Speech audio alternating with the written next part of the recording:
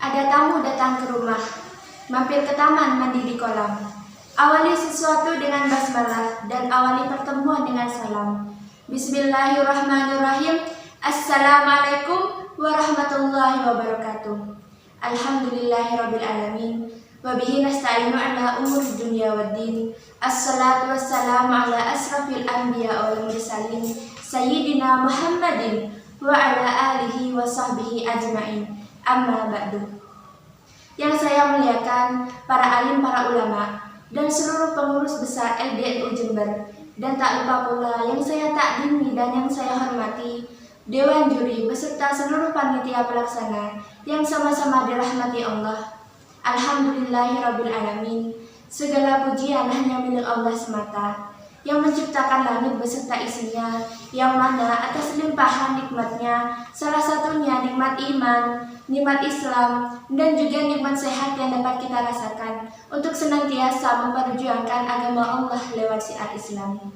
Salawat ma'asalam tetap tercurahkan kepada Nabi akhir zaman, yakni Nabi Muhammad Sallallahu Alaihi Wasallam, yang datang ba'da haga di antara keringnya dunia, yang membasahi kita dengan adanya al-iman wa dinul Islam. Saudara yang berbahagia, kemarin kita sudah merayakan hari kemenangan, hari yang sering kita sebut sebagai hari raya kurban, di mana pada saat itu suara takbir mulai digemakan, estafet digerakkan untuk memperjuangkan sebuah pengorbanan. Sejarah seorang ayah dan anak menjadi peran untuk melanjutkan perintah Tuhan. Ikhlas adalah sebuah pilihan yang harus kita kedepankan, dan tidak ada sesuatu yang perlu kita gelisahkan jikalau hal itu sudah kita sandarkan pada Tuhan Sang Maha Rahman. Hari apakah itu? Ialah hari raya Idul Adha, atau yang akrab kita kenal sebagai hari raya kurban. Pembahasan mengenai Idul Adha ini tentu tidak terlepas dari sejarah antara Nabi Ibrahim dan putranya Nabi Ismail.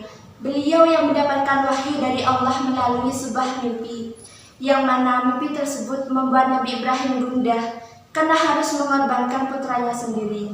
Namun, ketaatannya kepada Allah ternyata lebih besar daripada kecintaannya kepada putranya. Hal ini dibuktikan dengan Nabi Ibrahim yang memberanikan diri untuk menyampaikan apa yang ada di dalam mimpinya tersebut. Saudara mustami'in mustami'at rahimakumullah, seperti yang tertera di dalam Al-Quran Surat As-Saffat ayat 102, wahai ayahku, laksanakanlah apa yang Allah perintahkan kepadamu. Engkau akan menemuiku insya Allah sebagai seseorang yang sabar dan patuh kepada perintah Allah. Lantas, menangis harulah Nabi Ibrahim mendengar penuturan putranya. Beliau pun dengan ikhlas dan sungguh-sungguh melaksanakan apa yang telah Allah perintahkan. Namun, ketika hendak dilaksanakan, Allah membolehkannya mengganti dengan binatang domba. Dengan demikian, Nabi Ibrahim dan Ismail telah berhasil melalui ujian keimanan. Domba yang menjadi pengganti Nabi Ismail itulah yang menjadi asal mula dilakukannya ibadah kurban pada Idul Adha. Saudara mustami'in mustami'at rahimakumullah, penyembelihan kurban bukan hanya penyembelihan hewan tanpa nilai rohani. Al-Quran mengaitkan kurban dengan penyebutan asma Allah yang Maha Kuasa dan dengan kemantapan iman serta ketabahan dan keikhlasan dalam menghadapi musibah. Allah berfirman dalam Al-Quran Surat Al-Hajj ayat 34 yang artinya, dan bagi setiap umat maka kami syariatkan untuk penyembelihan kurban agar mereka menyebut nama Allah terhadap rezeki yang telah dikaruniakan kepada mereka. Maka Tuhanmu adalah Tuhan yang Maha Esa. Karena itu, berserah dirilah kamu kepadanya dan berilah kabar gembira bagi setiap orang yang tunduk patuh kepada Allah. Dari ayat tersebut, kiranya dapatlah kita paham bahwa ibadah kurban merupakan sebuah wasilah, cara atau jalan untuk mencapai ketakwaan kepada Allah. Sedangkan penyembelihan kurban tersebut seolah-olah merupakan tindakan simbolis bagaimana kita dapat menundukkan dan menguasai kecenderungan yang ada di dalam diri setiap manusia, yang kita kenal dengan nama nafsu bahimiyah, nafsu sabuiyah, dan nafsu lawamah. Nafsu tersebut selalu mengejala dalam bentuk keinginan yang rendah, yang mendorong dan menarik manusia untuk melakukan kerusakan, kejahatan, dan juga kekejian. Saudara yang berbahagia, Sesungguhnya, keselamatan manusia baik sebagai individu maupun warga masyarakat sungguh sangat bergantung kepada mampu dan tidaknya manusia menguasai dan mengendalikan nafsu tersebut. Keberanian untuk mengorbankan kepentingan individu demi kepentingan bersama hendaklah dapat kita petik sebagai hikmah di dalam hari raya Kurban ini.